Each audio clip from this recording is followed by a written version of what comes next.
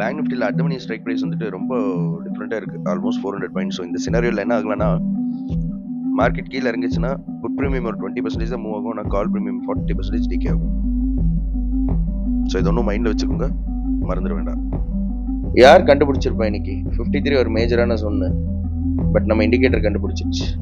Okay, so 53க்கு மேலே இருக்கும்போதே பொசிஷன் பாசிட்டிவ் தான், அதுவும் டிசைடருக்கு மேலே போனோன்னே it went in rocket mode. So இந்த மாதிரி லாஜிக்ஸ், டெக்னிக்கல்ஸ் எல்லாம் லேர்ன் பண்ணணுமா? Join our free session and do like, share and subscribe our channel to get the latest updates. So நிஃப்டியில் நாளைக்கு என்ன பார்க்கலான்னா, 2 ஆகஸ்ட்க்கு 24,564 மேஜரான ஜோன். இதுக்கு மேலே இருக்கிற பட்சத்தில் 618, அதுக்கு மேலே போச்சுன்னா 696 அண்ட் 713. இன்னும் இந்த லெவலுக்கு கீழே போச்சுன்னா 532லேருந்து 522 ரொம்ப சிக்கும், 494 சிக்கும்.